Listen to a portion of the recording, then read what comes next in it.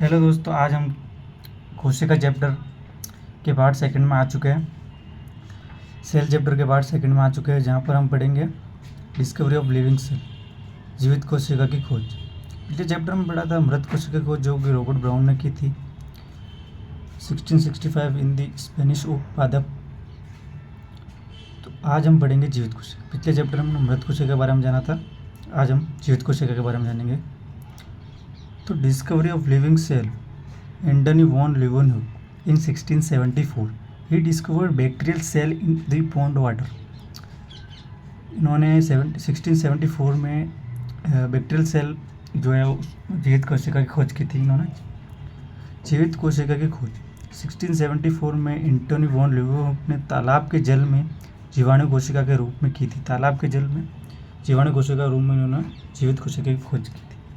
तो इसकी ट्रिक भी है जीवित जीवाणु, बैक्टीरियल सेल। अब लीeuwenhoek ने अदर डिस्कवरी जो है उसकी, वो आप समझते हैं। इन्होंने और क्या क्या चीज़ डिस्कवर की? Bacteria in the form of living cell. इन्होंने स्पर्म की भी खोज की, इन्होंने आरबीसी की खोज की, इन्होंने प्रोटोजोआ की भी खोज की। आरबीसी का मतलब होता है रेड ब्लड सेल, लाल रक्त कोशिका है हिंदी में बोले तो।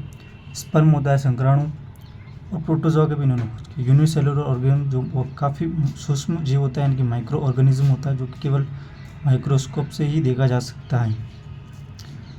प्रोटोजोआ एक कोशिकीय जीव होता है जो काफ़ी छोटे होते हैं, माइक्रोस्कोप की मदद से ही देखा जा सकता है इनको। फिर देखिए विद्यार्थी, father of microbiology. Father of microbiology जो है वो है एंटनी वॉन लीeuwenhoek, सूक्ष्म जैविकी के पिता। कौन है? एंटनी वॉन लीeuwenhoek। इनकी एक पुस्तक भी है, the name of book is secret of the nature. Secret of the nature इनकी पुस्तक का नाम है। विद्यार्थियों, अब इसके बाद हमारा जो टॉपिक है वो है मिनिमम रिक्वायरमेंट ऑफ सेल, कोशिका की न्यूनतम आवश्यकता। ये क्या है? न्यूनतम आवश्यकता जो होती है कोशिका की, किसी भी कोशिका में जो न्यूनतम आवश्यकता होती है वो 3 चीज़ों की होती है। साइटोप्लाज्मा कोशिका द्रव्य, सेल मेम्ब्रेन कोशिका भित्ति, जेनेटिक मटेरियल आनुवंशिक पदार्थ आरएनए व डीएनए। इसको आप स्ट्रक्चर्स या संरचना से समझ सकते हैं। कोशिका के अंदर सेल मेम्ब्रेन होनी चाहिए, साइटोप्लाज्मा कोशिका द्रव्य होना चाहिए, कोशिका भित्ति होनी चाहिए, जेनेटिक मटेरियल आनुवंशिक पदार्थ होना चाहिए।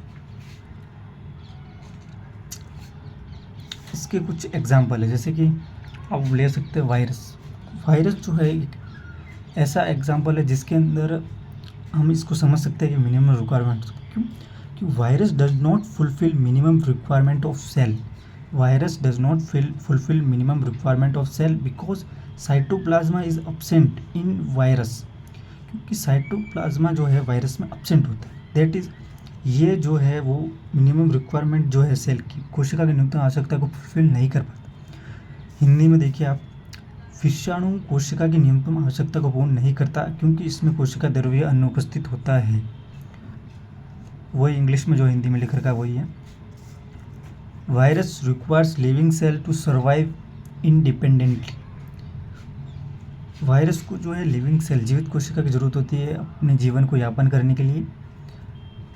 विषाणु को जीवित कोशिका की आवश्यकता होती है स्वतंत्र रूप से जीवन यापन करने के लिए। अगर वायरस को लिविंग सेल, जीवित कोशिका नहीं मिलती है तो वो वहीं मृत हो जाता है, डेड हो जाता है, आगे उनका रिप्रोडक्शन नहीं हो पाता है। इसका आप देखिए, आप इजी वे में याद कर सकते हैं इसको। वायरस को 3 भागों में डाल दीजिए, न्यूक्लिक एसिड, साइटोप्लाज्मा और कैप्सिड। उसकी जो कैप्सिड, उसका जो आवरण होता है बाहर का सेल मेम्ब्रेन जैसे हम कहते हैं, वो इसमें प्रेजेंट होती है, इसमें एब्सेंट होती है साइटोप्लाज्मा, और इसमें प्रेजेंट होती है। ये इसी हम वायरस को याद रख सकते हैं। फिर से आप देख सकते हैं इसको अच्छे से कि मिनिमम रिक्वायरमेंट ऑफ सेल, और इसको भी आप देख लीजिए अच्छे से।